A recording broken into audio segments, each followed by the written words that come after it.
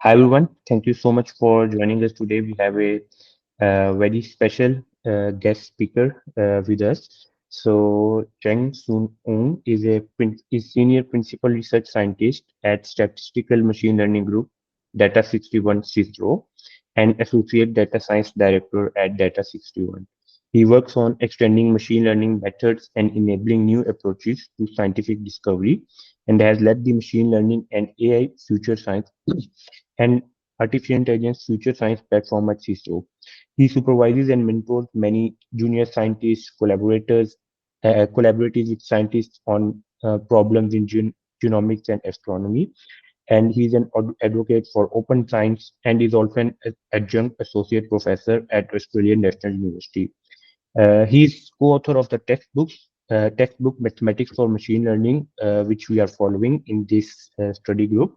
So we are very excited to have him. Thank you so much, and over to you. Thank you, Ahmed, for inviting me. Can I just get a sound from somebody if you can see my slides? Yes, we can see your slide. Okay. So firstly, let me just say it's always very exciting and really, really nice as an author of a textbook if you hear that people are reading it. And I think this particular textbook is very important that you read it in a group like this. I think it's a kind of the book that it's not you just flip through it and learn things. You kind of want to get discussion is where it is. And yeah, so let me just jump straight into it. And I think my goal for today, I'll just go for a little while, and I'll take questions. Please interrupt. I have a little bit of trouble looking at the screen and seeing your text at the same time. So if I look off to the sides, because I'm trying to see your text, but please jump in with questions with the text, and I can try and answer them. Okay. I work at a place called CSIRO, and this is in Australia. We are Australia's national science agency, and we're a large science and technology organization, roughly about 6,000 people spread all over in different parts of Australia. We maintain research infrastructure, so things like ships, telescopes, things like that. But we also do use mission-driven research to do, and among the mission-driven research is machine learning, and we do try and generate benefit for Australia, and actually just generally worldwide. Okay, and because it's science, I want to spend a couple of minutes talking about science. About 400 years ago, Francis Bacon proposed this idea called the scientific method, where on one side you have data, on the other side you have knowledge. And we go from data to knowledge by making observations. And we have to remember that data, even though now in this age of AI, we think our data we can just download it off the internet, but you have to always remember that data is often measured for a reason. And as we progress in the space of AI, we'll see that actually knowing how data is measured is becoming more and more important to manage things like bias, right? So, but I'm not going to talk about that today. I'm going to try and motivate you why you should be understanding mathematics in general. And because you're reading this book already, I don't have to spend so much time doing this, right? But I'm going to use this chatbot example, right? On one side, you have data. And the thing is that, computers don't know how to deal with raw text, right? So we have to convert it. It's called an encoder in the large language model literature into numerical data. And that's the thing we look at in machine learning. And we make predictions. And some of these predictions, and those bumps on the right there are supposed to indicate some sort of distributions. Most of them are not good, and we filter them using the domain knowledge that we have, using this process called reinforcement learning with human feedback. But remember that these outputs, again, are still numerical, so we have to decode them back into text. Right? So that's just to ground. But today, what I want to talk about is this problem of machine learning, which is this prediction bit only. Right? You assume you have numerical data and you want to make predictions, and that's all I will talk about today. Okay, and so let me use some data that you can find on the internet that you can talk about, and this is from a website called Spurious Correlations. And if you look at this data, you can see that actually this is now more than a decade old, so not probably so relevant for you, but the number of PhDs given out in the US is very, very highly correlated, 98% correlated to the number of dollars earned by video arcades. So, okay, but actually this curve here, even though you can understand it as numerical data, isn't the right form for what we need to do machine learning. Okay, I've just taken this data set and rearranged it in this tabular way. Okay, this is exactly the same data that I copied from the previous slide, and plotted it in a way that the x-axis is the number of PhDs given out in the US, and the y-axis is number of dollars, billions of dollars earned by arcade. Okay, so we have to be very careful when we think about what is data. And I'm not going to spend any time discussing this today, but as you progress in your careers, it's really, really important that you understand where your data comes from and what does it mean to represent your data well. Okay. So instead of this very general data set, I'm going to talk about math. I know it's boring, and actually I don't even know what time zone you're in. So if it's in the middle of the night for you, thank you very much for waking up and listening to me. Okay. So the example that I'm going to use is a much simpler data set. It's only got 5 data points, and I've just made this up from the textbook. It's in chapter 8. So if you want to look at the numbers itself, and all these plots are in chapter 8 as well. And the reason it's somehow in chapter 8 is because to discuss this in the mathematical way that we need it, we need all the language of the first 7 chapters, chapters 2 to chapter 7, to discuss it. Okay. And what is in this data set? It's a table where we've got an age of a person and the person's annual salary. Okay. And we draw the age on the x-axis and the person's annual salary on the y-axis. Okay, and we have so similar to the arcade data set, this made-up data set has 5 data points that we show. Okay, now when we say we draw this data set onto an XY plane like this, we often say that these data points can be represented as vectors. Now, since all of you have finished reading chapter 2 of the textbook, so all of you know what vectors are, can I have a few responses in text? I'm going to wait for maybe 10 seconds or something. What is a vector? Just throw in whatever you think of. What is a vector? All excellent answers. Just waiting for a third answer. Maybe that's not coming. I'll carry on. Okay. There are 3 different views of a vector. There's this lovely video from 3 Blue, 1 Brown, if you want more intuition about these things, where you can think of vectors as shown by the 2 answers you get, right? You can think of this as a computer scientist, where you think of as a vector as a container of numbers, right? An array of numbers. You can also think of it somehow in what I call the physics view of the world, which is, vector is an arrow, right? A vector is not just a column of numbers, it's actually an arrow. An arrow has the length, the magnitude, and it has a direction, the direction it's pointing at. And the third view, which is the kind of really abstract view, and it turns out that all these 3 views are exactly the same, okay? So the third view is you don't need a vector to be numerical in a way. And a vector is a thing that satisfies a bunch of rules about how you can add them and how you can multiply them with a scalar. Okay, and if you remember from chapter 2 of the book, you know from that book, there's a definition that tells you, what does it mean to be a vector. Okay, and in some sense, the word linear algebra comes from this this idea that you have a set of objects. In this case, we're studying vectors, and a set of rules, how to manipulate them. And in this case of vectors, in the case of linear algebra, all you need to do is add things, and the addition satisfies rules of distribution and associativity. And then to construct the whole space, you basically need to make sure that when you add things up, you still get the same thing again. So when you add two vectors, you get a vector again. When you scale a vector by a real number, you make it longer and shorter, you still get a vector. So that's what a vector is, right? And a lot of the concepts, why am I spending so much time talking about vectors?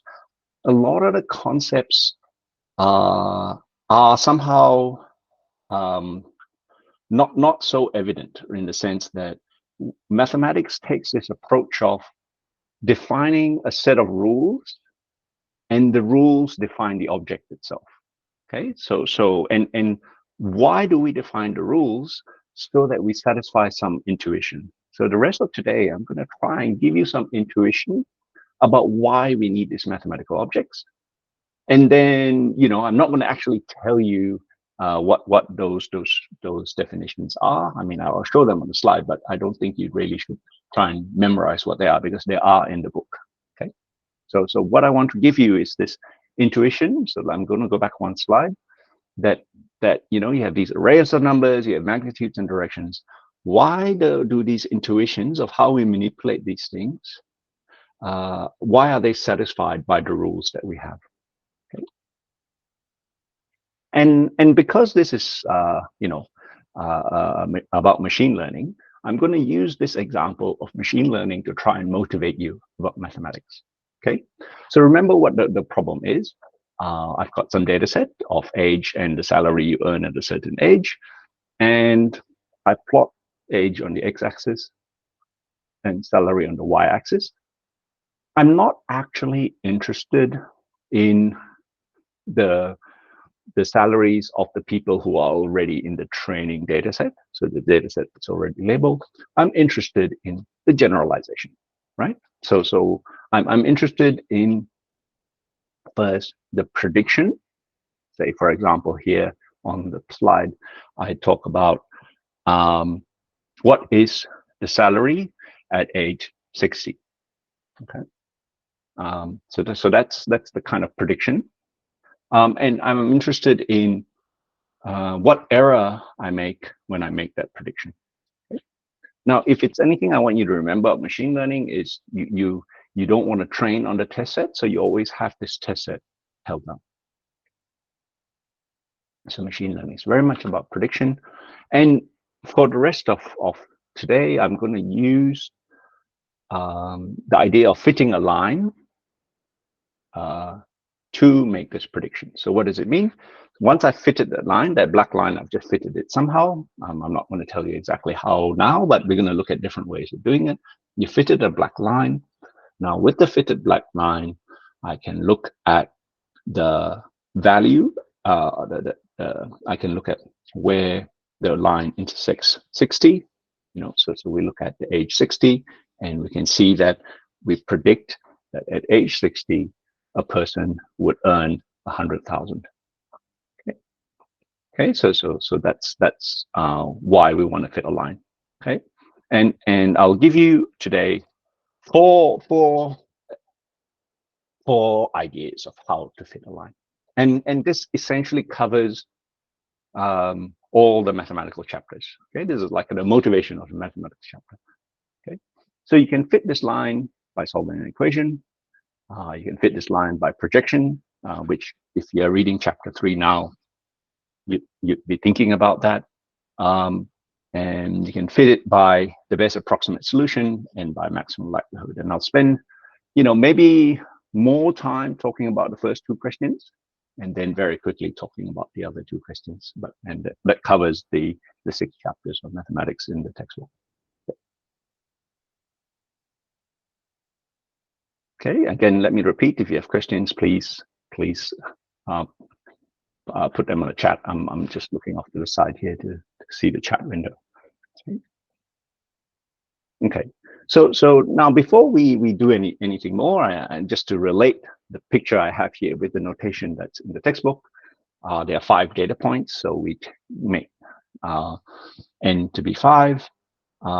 X is the values of age. There are 5 numbers there. Y is the values of salary. There are 5 numbers there. I collect X and Y into the training data set. Remember that X and Y are both numbers, as you can see from the table up there. And now here's the important thing.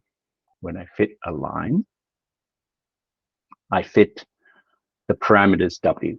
Okay, so the line is a function, and I write this function as f. And the function has 2 parameters, W1 and W2. This is just following the notation of machine learning. And when I fit that, that I'm essentially finding the best W such that it explains the data best. That's what it means to fit the line, right? This is additional annoying notational trick that happens a lot in machine learning, which is instead of writing, we kind of concatenate a 1 to the training data, like so instead of the training data being 1-dimensional, it's now 2-dimensional. We add 1 to each one so that we can write it in a simpler notation. Okay, so it turns out what we do when we write out the 5 data points with the same W1 and W0, we end up with this matrix equation, which we have on this next slide. Okay, so when we say fit a line, what we want to do is to solve this equation where X is the training data with this extra 1 concatenated. W here is it's a 2-row, 1-column matrix, W1 and W0, and Y here is the training data with 5 numbers, which is the salaries. Okay, and when I say we want to solve that equation, I want to basically have an equation that says what is the value of W. Okay, and to do so, you need to basically understand what you already have seen, which is what's in chapter 2, right? How to solve linear equations, inverses, and transpose. One other way to see this matrix X, remember X is a matrix because we've added this extra 1, is that it's a transformation, right? So you take your weight vector W, you transform it by your data X to give your label Y.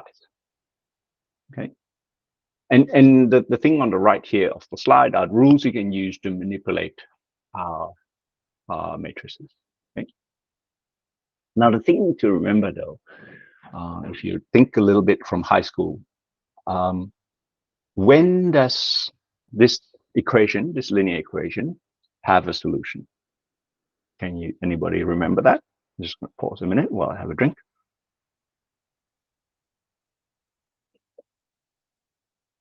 This group feels a bit shy. When does solving a linear equation have a solution? It's also in the textbook. You should have read it.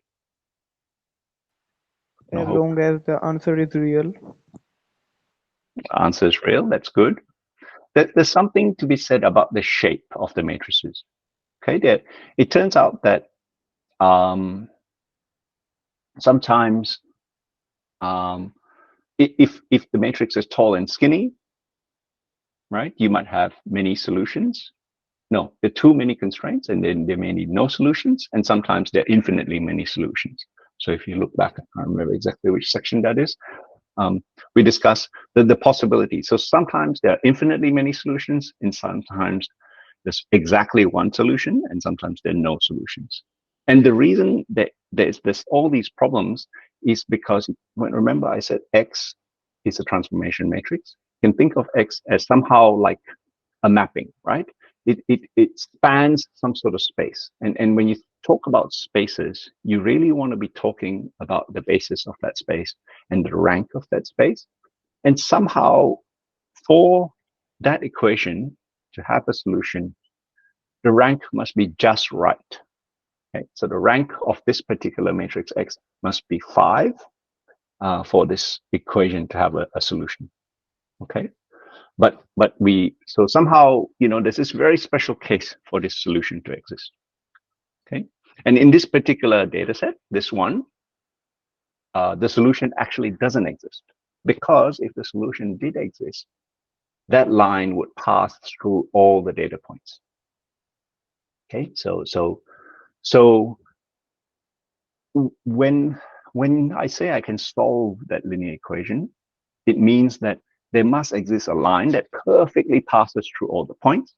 But if you stare at this picture, you can kind of believe that such a line doesn't exist, right? Because there's no line, there's no straight line, I mean, that will perfectly pass through all these points. Okay? And so because for this particular data set, the points don't fall perfectly on the line. Actually, this solution of x w equals y doesn't actually exist. Okay, so what we actually need to do, instead of solving this perfectly, is we need to think of the matrix X, so the data, as spanning a space and finding a solution that lies in the space spanned by X, but is somehow closest to the vector Y. Okay. And this idea of closest is why you need analytic geometry. Okay. So most people tend to think of linear algebra as a combination of both the ability to kind of describe spaces, but and also the ability to define distances. It's somehow useful to distinguish the two. Okay? And since you're already looking at chapter 3, you know that if I'm talking about closest, I need to talk about distances, right? And so this picture here on the right is trying to show you that what I need to do is to get find a line that minimizes all the distances, not any distances, but all the orthogonal distances to the line, right? And so I've already introduced a whole bunch of concepts there, right? First, I need to define distances. It turns out that because I have a vector space, distances can be defined by inner products, and inner products can define norms. That's on this slide here. So you would have seen these definitions in the textbook, right? So you can define inner products, and define distances can be defined by the inner product. But more interestingly, inner products also tell you what it means for those orange lines to be perpendicular to the black line. Okay, so inner products also tell you about when two vectors are orthogonal, and that definition there is from the textbook, right? Okay, so going back to the picture, what I want to do is to find a black line where all the orthogonal distances are minimized, and it turns out I can do that by projecting the vector y. I'm going to go back a few slides. Projecting the vector y. Remember, the vector y here is the stack of all the salaries, that vector 5 long. I'm going to project that vector down onto the space spanned by the data x, which is the age concatenated with 1. Okay, and that's the definition of a projection in the textbook, which I'm not going to cover right now. But I want you to think about this problem in the way that's in this picture now, right? Unfortunately, the notation has changed a little bit here on this slide. We want to find a point on the surface. Remember, B1 and B2 is spanned by x1, the space of x. And the orange vector here, x, is the label vector y, and I want to project it down onto the space spanned by x. Okay, and to be able to do this, I need to be able to construct all those examples, like all those mathematical definitions. I need to be able to get an inner product. I need to know what it means to do orthogonality and calculate projection. Right? That's why you need those concepts. Okay. So, and again, to do all this, we need these matrix operations. But so first thing is, if all your points fit magically on the line, then you can solve that equation. But if they don't, you need to project the label onto the space spanned by your data. And to do that, you need to do this analytic geometry. Now, when you actually do this solution, when you actually calculate the solution of that projection, you end up needing to do an inverse. Okay. And so and I'm not going to worry about exactly how this calculation happens on the bottom, but you can stare at this slide here, that you can actually find the solution, this projection solution of W star. So the best possible weight as X transpose X. It's on the bottom of the slide. X transpose X, the whole thing inverse times X transpose Y.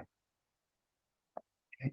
Now, there's a really interesting thing, and this is why somehow I think just learning mathematics itself is not enough. You need to know a little bit about computing. One little known fact is that inverses are actually quite hard to compute, and in fact, you actually need a computer to compute inverses. Okay, so you might remember from high school that there are these rules for computing inverses or matrices. It just turns out that these rules only apply to matrices that are size 5 by 5.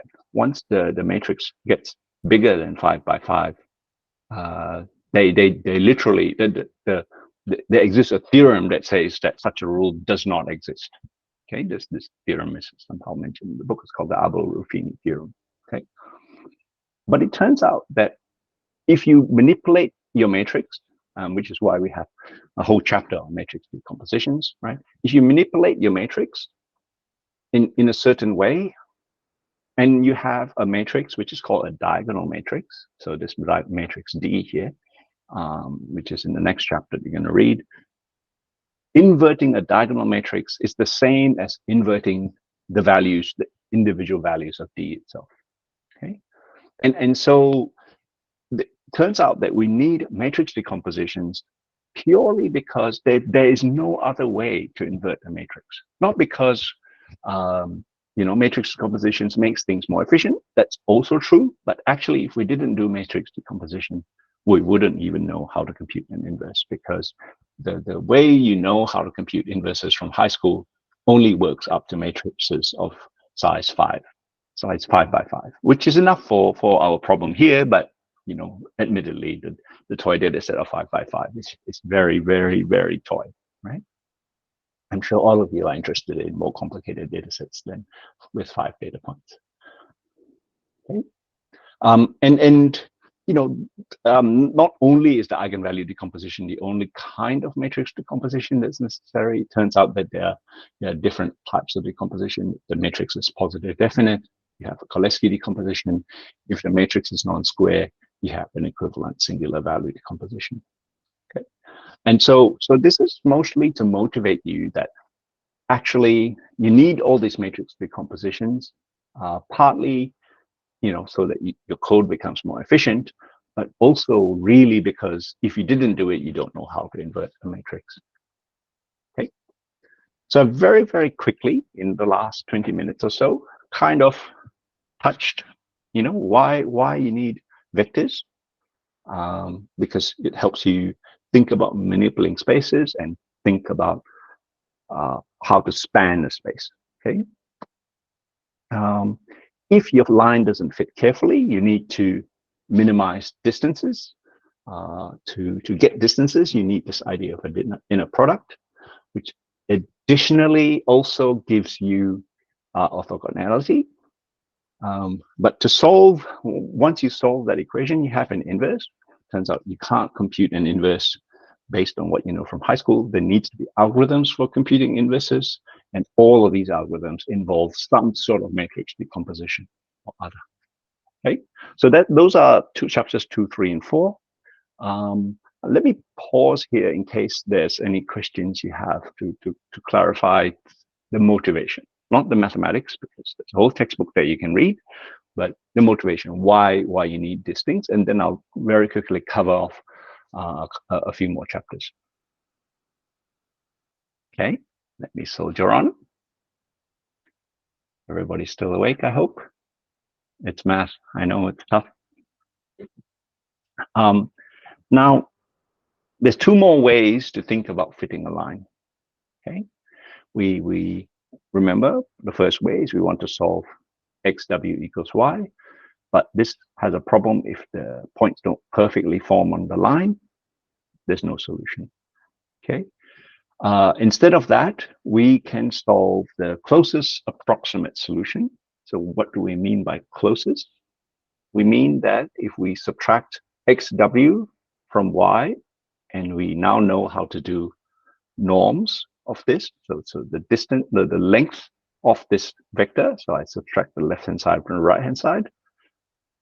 We want to find a w that minimizes the length of this vector, so the norm of this vector. Right? So it turns out that that's one way to interpret finding that closest approximate solution is that it's a projection.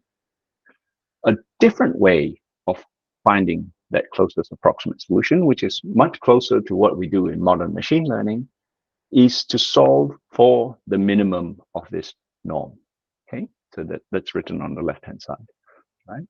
We want to minimize by changing the value of w, the error, if you like, the distance between xw and y, the left-hand side of the equation and the right-hand side of the equation.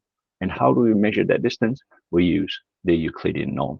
Okay, and if you remember from high school mathematics, we want to find the minimum of a particular function. The way we do it is you calculate the gradient of the function, and you set the function, the gradient of the function to 0, and you solve for that. Okay. So that's I hope you can remember from high school, right? I have some function, imagine some quadratic function. I want to solve for the minimum of this quadratic function. I calculate the gradient and set the gradient to 0, solve for that value of the parameters w that solves that. Okay. Now, it turns out that that intuition is correct. Okay, that's the right intuition. But what is a gradient? It's just slightly more involved when we look first at multidimensional vectors, and second, if you want to look at more general objects of gradients. Okay, and so what we do. I just saw your question, Neil. Thank you. I'll come to that. What we tend to do in terms of in presenting the book is we try and prepare you for thinking about gradients in a more general form. And if you're kind of intimidated by really quite heavy symbols, if you like, always come back to that high school question of how do I find the minimum of a function, and you can think of this in one dimension. Okay, so let me answer Neil's question.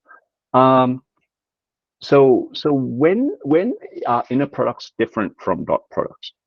Okay, now usually, and I have to be a little bit careful here, usually dot products are used to mean the inner product between two finite dimensional vectors in Euclidean space, usually. Okay, so let me just be a little bit careful there. In real world situations, very often you want inner products between two things that may or may not belong in Euclidean space. Okay, so the dot product isn't just the Euclidean dot product. Okay, the biggest example of this, and in fact, a very, very long time ago, I did my PhD on this area called kernel methods.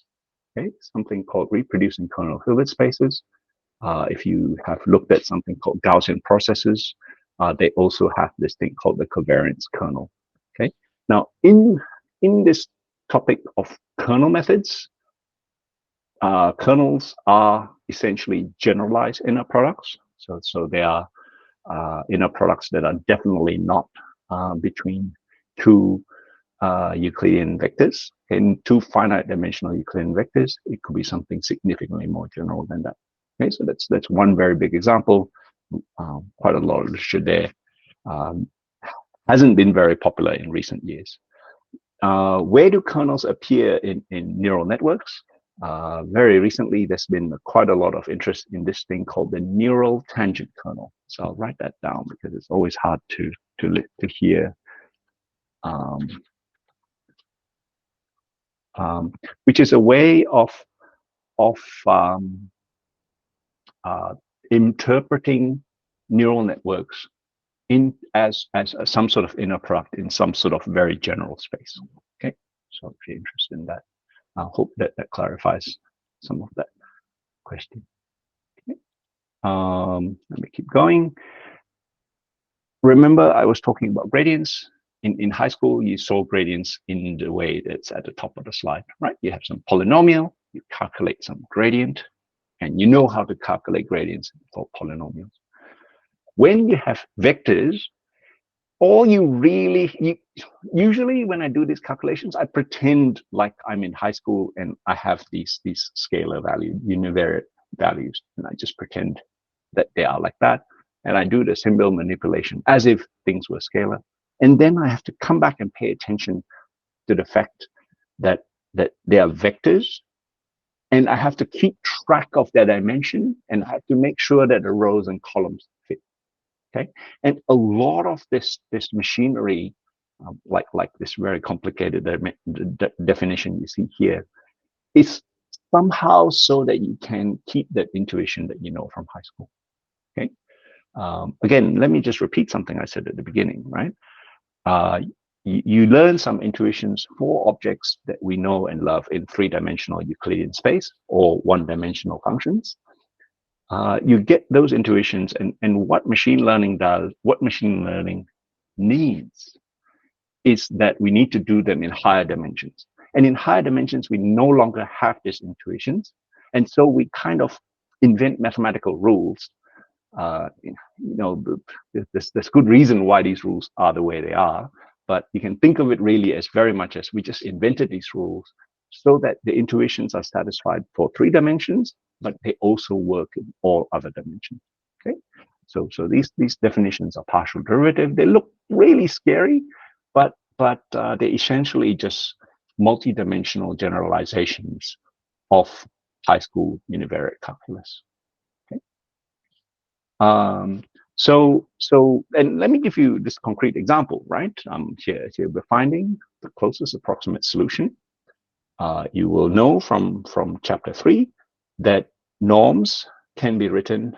It's basically the inner product of a vector by itself. So now I have 2 vectors. I have xw minus y, inner product with xw minus y. I can use the rules, the linearity rules of inner product to expand that vector out. Okay, I can just expand that out. And then I can take the gradient, so I can take the derivative of this. So, and you know, if you stare at the symbols and the gradient there is on that 3rd bullet point there, right? You can imagine these are scalars. You bring the 2 down like you do in standard polynomial differentiation. You bring the 2 down, you copy the thing that's inside the bracket just there. And then when you differentiate, remember, you're differentiating with respect to w. So you differentiate the thing in the bracket with respect to w, and you give your remain x. Okay, and that's what those symbols are, right? That's essentially the scalar differential. Okay. Then I have to take care of this. You have to remember that these things are vectors and matrices, so you have to take care of the shapes.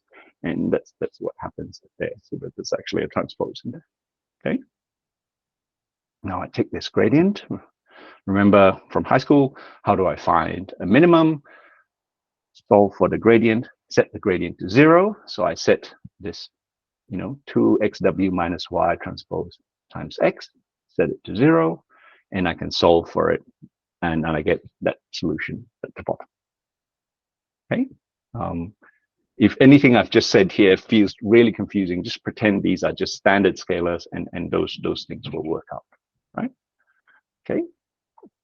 Now, this stationary point here on the bottom of this slide is exactly the same solution you would get from solving the projection. Okay, so I won't go back to the slide about 5 slides or 10 slides before, where if you look at a projection slide, you basically get exactly the same solution, which is kind of expected, right? Because if 2 parts of maths gives you different solutions, something's very wrong. Because solving the closest approximate solution is the same as finding the minimum, the projection that minimizes this error. And those two are the same things. They're intuitively the same. Okay, so that's why we need optimization. That's why we need gradients. So there's a whole chapter on how to calculate gradients. While I'm talking about gradients, you would have learned these rules in high school, product rule, sum rule, chain rule of calculus. They have equivalent high dimensional objects. Okay, they look very scary, but you just need to keep track of all the symbols as you go through. Okay, one thing worth stressing about chain rule is at some very deep level, the chain rule is the fundamental basis of all we do today in neural networks. So this thing that you've probably heard of before, called backpropagation, is essentially the chain rule, and we do have a short section on this in the textbook. It's essentially backpropagation is essentially the chain rule where you keep some of the intermediate numbers cached. Okay, so you don't totally throw it away. Again, this is just pure mathematics. What you do in practice is you want to keep track of the pre-computed sub-solutions and reuse them again. And that's essentially what backpropagation does. Okay. So the reason gradient descent is so popular in machine learning right now is that for this linear solution case, we could solve it using projection. But for many problems that we have in machine learning now, there's no closed form solution. As in, we couldn't solve the gradient and set it to 0 and solve that with symbols. So we need to solve this numerically, and that's why we need optimization. And we have a whole chapter about optimization, which is chapter 7 about optimization. And you've seen these curves before, probably elsewhere, but this kind of idea of finding the gradient and taking steps to find the minimum of a function is very intuitive, and it's the current workhorse of machine learning. Okay, I want to say one more thing, and then I'll wrap up and take any questions if people want to stay back for questions. Okay, so one thing that's missing so far is we want to solve for these problems, and we haven't actually managed to capture the idea of uncertainty. Okay, so when we make a prediction, what we really have is some sort of uncertainty around the prediction, and to do that, we need this idea of a probability distribution. So when you hear the word uncertainty, and you want to capture that numerically, you want to have some mathematics to describe it, you really need a thing called a probability distribution, which is why we have a chapter about probability distribution. Okay? So when you look at this picture here, I have that line going through at the age 60. What's the uncertainty of the salaries that you will earn? You want to talk about what's the noise model, what's the prior, what's the predictive uncertainty. All these are concepts to do with probability distributions. And the picture that you have here, you can imagine what the orange thing is. It's the Gaussian, and a Gaussian is probably the most well-known uncertainty distribution that exists, and that's also the workhorse of machine learning. Okay. Now, I'm not going to talk about what's a probability. It just turns out to be one of those quite technical ideas, which you can take your time to learn, but at the end of the day, you need it so that you can talk about uncertainty. Okay, and we have talked a bit about Gaussians. Okay, and so in this particular case, when we talk about what's the uncertainty, we often talk about Gaussian uncertainty. There are other types of uncertainty, but it's just that Gaussians are somehow very nice. Okay, just very nice in terms of being able to write down the solutions and also to express them in finite. Okay, so that's all I want to cover. Let me just summarize. I've very quickly gone through a lot of things today, right? And if you've been working at the textbook, you know that the details are important. Sorry, let me just mute the cough. All right. So remember, what is the task we're trying to solve? We have a data set on the top right there. We have age and salary, and we want to predict the salary at age 60. Okay? We want to talk about the error we make, the uncertainty that we have. And there are really 4 different ways to think about what it means to learn a model. And when I say learn a model here, the simple thing is we want to fit a line to this data set. Solve the equation directly, but this doesn't always exist. When it doesn't exist, when we're solving for a linear thing, we can think of this as minimizing the norm. This can be solved as a projection problem. When we don't have a linear thing, when we're not solving for a linear line, the same idea can be used by calculating the gradient and solving that optimization problem.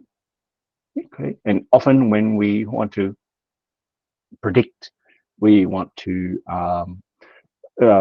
talk about the uncertainty of the prediction, and to do that, you need the idea of probability and density. And if one more thing, let me just repeat that because I think it's so important that if you want to do machine learning, you are interested in generalization, and you shouldn't be training on the test set. Okay, and that's all I have today. Thank you very much for staying around. I hope that motivated you to read a few more chapters and carry on here. And happy to take any questions.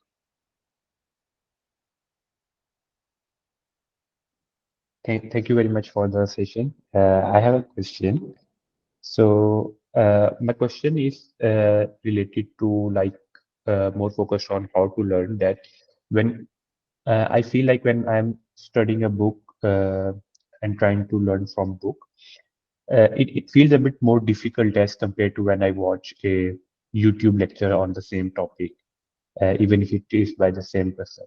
So how do you suggest that we should go for when we are learning from book? What is the better way to read that section or read that part to understand it well? That's a really, really good question. And I kind of hear a complaint that the book is very hard to read. No, I'm kind of joking. So we tried as best as we can to give motivations about why things are. Now, the reason books are hard to read is, and we kind of indicated this at the beginning of the textbook. There are kind of 2 ways you want to learn from a math textbook. You can do it the mathematical way, which is you need to define the foundations of things so that you can build on top of the foundations. But when you are defining the foundations itself, they don't make a lot of sense, right? Let's go back to the definition of a vector. If you look at the mathematical definition of a vector, you're like, why in the world do I need these 8 rules to define a vector. So there's no motivation, right?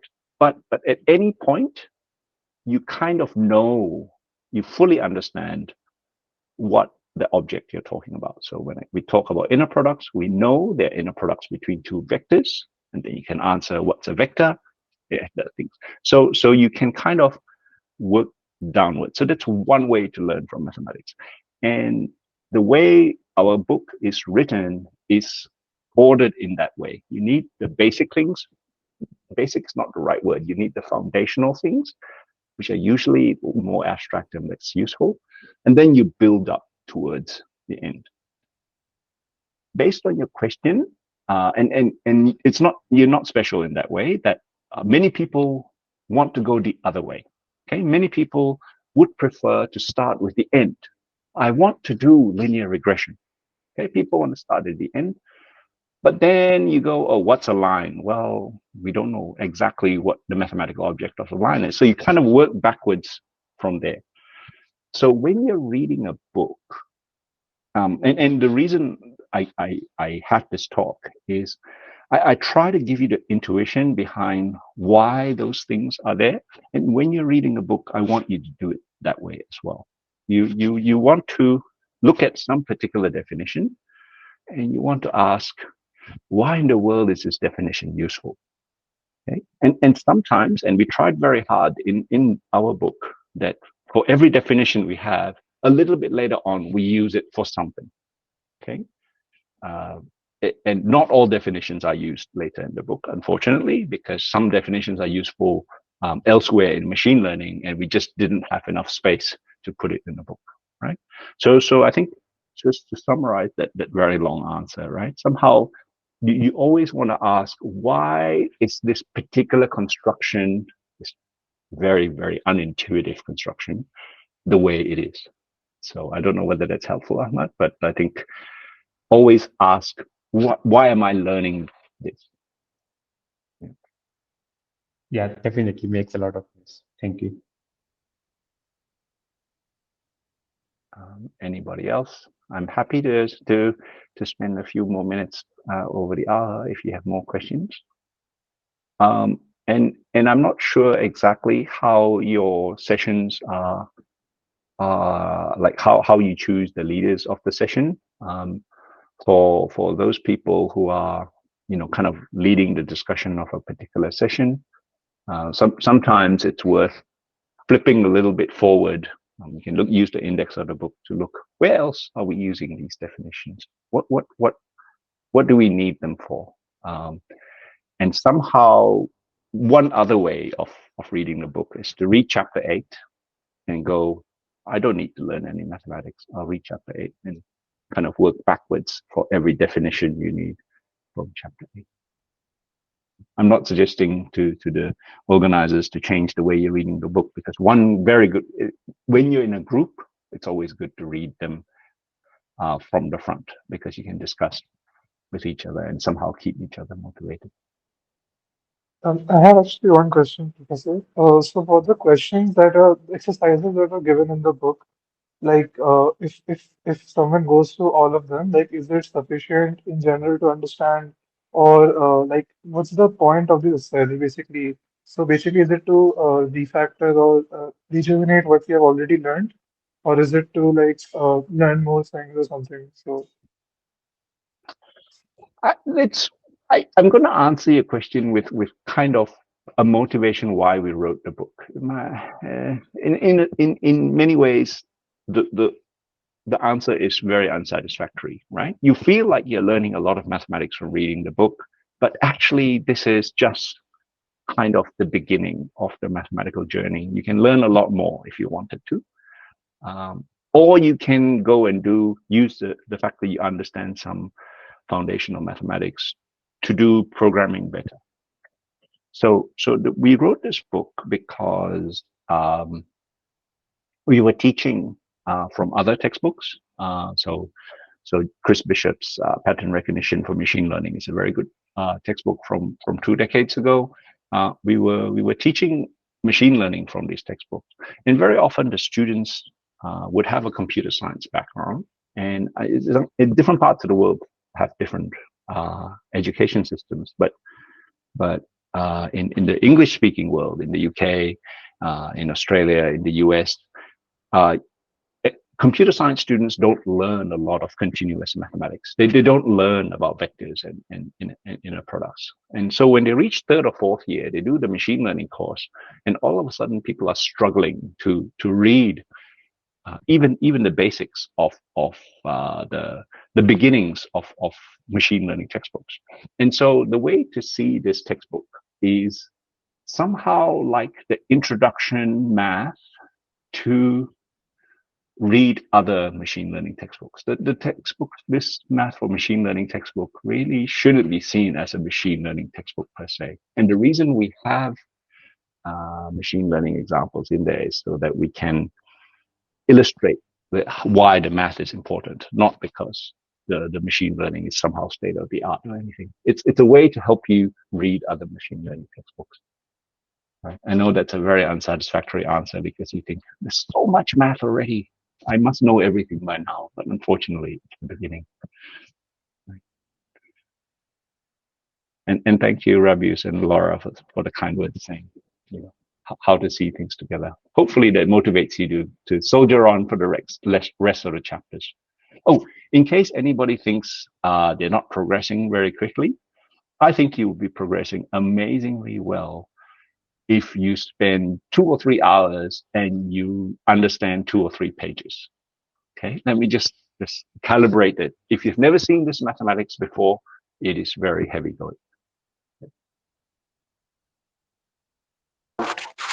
So, Professor Wong, I have a question. So, what's motivate you for your PhD? It's a good question. I did my PhD a very long time ago, and machine learning was very different back then. Some people say that there are these ideas called AI winters. I did my PhD during an AI winter. So for me, I did a PhD very much to want to learn about why the systems we designed were the way they were. So before my PhD, so I finished an undergrad in electrical engineering. I worked in a place that was building search engines. It shows you how old I am, because nowadays, there's only one big search engine. But a long time ago, people were building search engines. I worked in a place that built search engines. And I was asking all these questions about why we designed the things the way we designed them. And I did a PhD to satisfy that curiosity. It turned out that my PhD was something totally different. It was nothing about search engines. There was nothing about information retrieval. I did a PhD in machine learning. And back then, machine learning was very, very unpopular. Not like today. Not like today. So if anything, do a PhD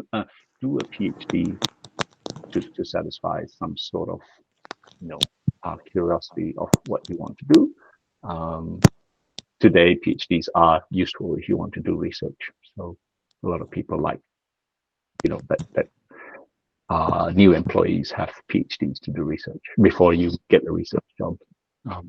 Unfortunately, one of the cases. Did that answer your question? Yeah, absolutely. And thank you for the talk. It's really motivating. No, most welcome. Hopefully, motivates you to read the rest of the math chapters. Yeah, absolutely.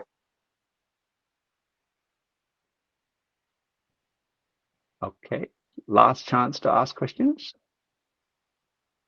Okay, if not, thank you very much, everybody, for coming. I hope, and thank you again for reading the textbook. We wrote the textbook and made sure that it is available online so that as many people are reading it. So seems that it's great. So well done, everybody. Thank you very much. Thank you so much for the session. Really enjoyed it, and it was really motivating. Okay. Thank you, everyone. Thank you.